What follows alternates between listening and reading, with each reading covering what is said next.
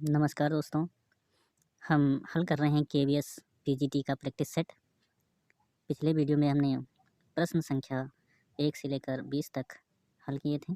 आज हम प्रश्न संख्या 22 से आगे बढ़ेंगे।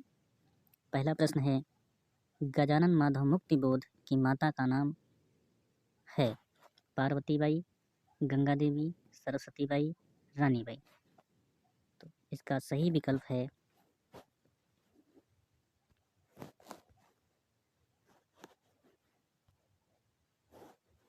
पार्वती बाई। गजानन माधव मुक्ति बोध के पिताजी का नाम माधवराव था और इनका जन्म ग्वालियर मध्य प्रदेश में सन 1917 ईस्वी में हुआ था। अगला प्रश्न है, आगे का प्रथम काव्य संग्रह कौन सा है? चिंता, भग्नदूत, इत्यलम, पूर्वा। तो याद रखिए, आगे का जो प्रथम काव्य संग्रह है भग्नदूत है, जिसका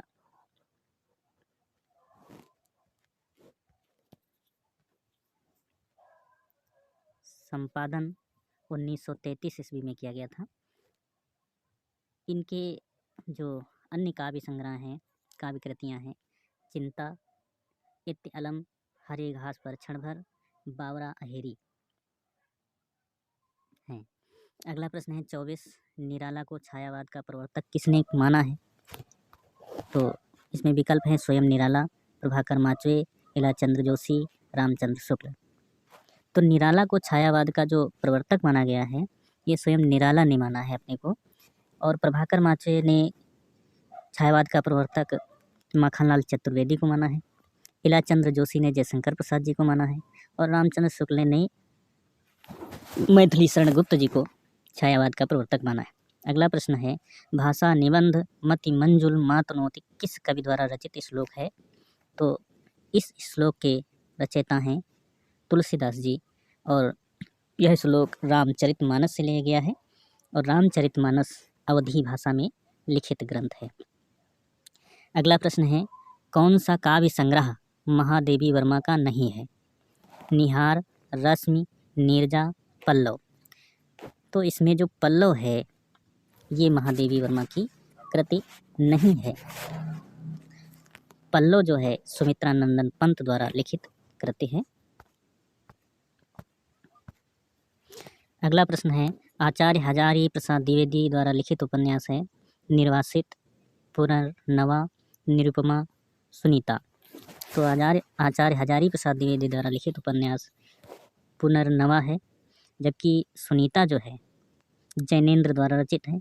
निरुपमा निराला जी की रचना है।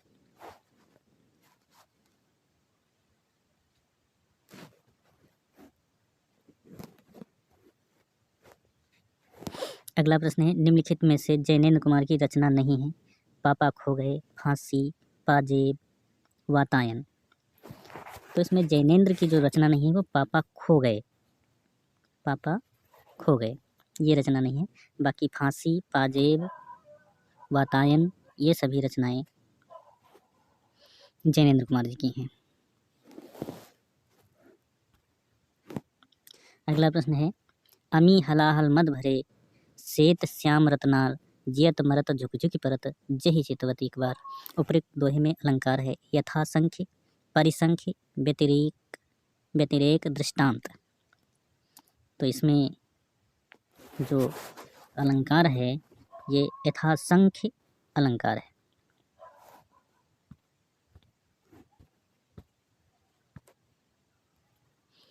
अगला प्रश्न है, अवधि शिला का उस पर था गुरु भार, तिल तिल काट रही थी दृग जलधार। उपयुक्त पंक्ति में छंद है दोहा, सोरठा, बरवे, रोला। तो इसमें जो छंद है वो बरवे है।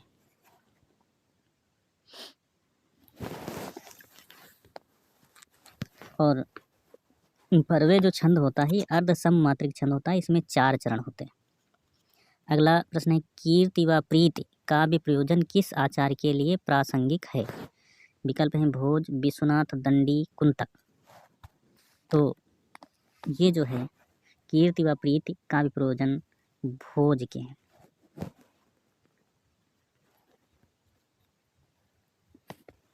अगला प्रश्न है निम्न में व्यक्तिवाचक संज्ञा नहीं है। भारत, यमुना, त्रिपिटक, लेखक।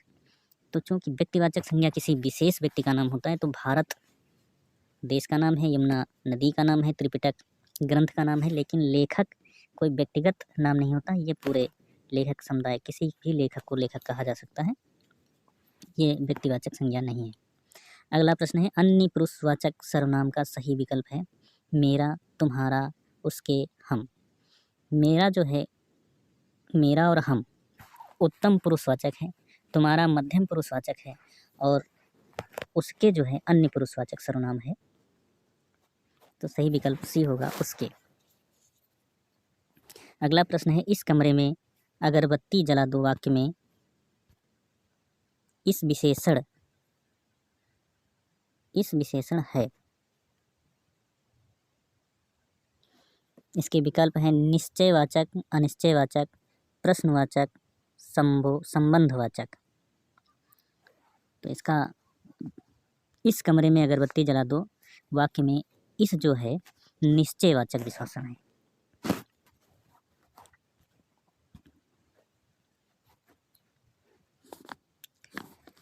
अगला प्रश्न है किस विकल्प में अकर्मक क्रिया का प्रयोग हुआ है। ऐसी क्रिया जिसमें कर्म ना हो अकर्मक क्रिया कहलाती है। राजा ने दान दिया, नौकर बीमार रहा, नौकर चिट्ठी लाया, पंडित कथा सुनाते हैं। तो इसमें जो है राजा ने क्या दिया, दान दिया, नौकर क्या रहा, नौकर क्या लाया, चिट्ठी, पंडित क्या सुनाते हैं, कथा, नौकर क्या लाया, ये क्या रहा। इसमें जो है उत्तर नहीं मिल रहा है। क्या या किसे का जब उत्तर मिलता है तो वहाँ सकर्मक क्रिया हो जाती है। तो यहाँ नौकर बीमार रहा, ये अकर्मक क्रिया है, इसमें अकर्मक क्रिया का प्रयोग हुआ है। अगला प्रश्न है वह इधर उधर घूमती रहती है वाक्य में अव्यय पद है। रहती है, वह, इधर उधर, घूमता। तो इसमें अव्यय पद जो है इधर उधर है। अगला प्रश्न है निम्न विकल्पों में से उस विकल्प का चयन करें जो अन उपसर्ग से बना सही शब्द है। अनंत, नयन, अलबत्ता, 59। तो इसमें जो अन उपसर्ग से बना शब्द है वो अनंत है। कजरौटा शब्द में कौन सा प्रत्यय है। औटा, ओटा, कज, टा।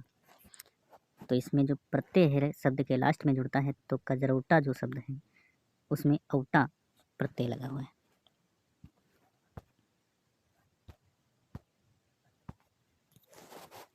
अगला प्रश्न है कूप मंडूक में किस समास की योजना है। बहुव्रीहि, द्वंद्व, तत्पुरुष, अव्ययीभाव। तो जहाँ पे कूप मंडूक का अर्थ होता है एक ही स्थान पर रहने वाला व्यक्ति, जहाँ पे किसी भी कोई भी शब्द प्रमुख नहीं होता है, अर्थ नहीं होता, दूसरा शब्द उसका अर्थ होता है, वहाँ पे बहुव्रीहि समास होता है। तो यहाँ पे आपका बहुव्रीहि इसका विकल्प सही होगा। अगला प्रश्न है अद्य आदि शब्द युग्म का सही अर्थ है। अधिक पुराना, आज प्रथम, प्रथम प्राचीन, प्राचीन प्रथम। तो अद्य माने होता है आज और आदि माने होता है प्रथम। तो इसका विकल्प सही होगा बी। अगला प्रश्न है निम्नलिखित में से कौन सा तद्भव शब्द नहीं है। कवि, राय, खेत, दाहिना। तो 41 नंबर प्रश्न का विकल्प सही है कवि। कवि शब्द जो है तद्भव नहीं है, ये तत्सम शब्द है। अगला प्रश्न है कौन सा शब्द रूप तत्सम है। कर्म, काम, कार्म, काज। तो इसमें तत्सम रूप कर्म है। अगला प्रश्न है स्रोत या उत्पत्ति के आधार पर शब्दों के भेद हैं। रूढ़ यौगिक, योग रूढ़, विकारी अविकारी, एकार्थी अनेकार्थी, समानार्थी, विलोम, तत्भव, तत्सम, देशज, विदेशी। तो उत्पत्ति के आधार पर या स्रोत के आधार पर शब्दों के भेद होते हैं तद्भव, तत्सम, देशज, विदेशज। विदेशज विदेशी भी कहे जाते हैं और इनको विदेशज शब्द भी कहा जाता है।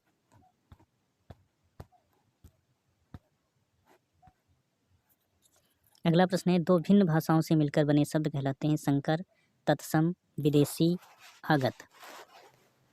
तो दो भिन्न भाषाओं से मिलकर बने शब्दों को हम संकर शब्द कहते हैं। छल छंद शब्द है यौगिक, योग रूढ़, रूढ़, संकर। तो छल छंद शब्द जो है यौगिक है। निम्न में यौगिक शब्द है कुपुत्र, लंबोदर, नीलकंठ, पंडित। तो 46 में जो यौगिक शब्द है वो कुपुत्र है। लंबोदर तथा नीलकंठ जो शब्द हैं योग रूढ़ हैं, और जो पंडित शब्द है वो रूढ़ शब्द है। अगला प्रश्न है, निम्न में रूढ़ शब्द नहीं है। कमल, पीपल, पंकज, नमक। तो इसमें जो पंकज शब्द है वो रूढ़ शब्द नहीं है, बल्कि ये योग रूढ़ है। कमल, पीपल और नमक क्या है? रूढ़ शब्द है।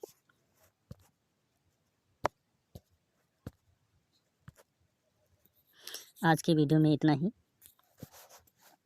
अगले वीडियो के साथ फिर मिलेंगे। तब तक के लिए नमस्कार। वीडियो अच्छी लगे तो लाइक, शेयर एवं सब्सक्राइब करना मत भूलिएगा। धन्यवाद।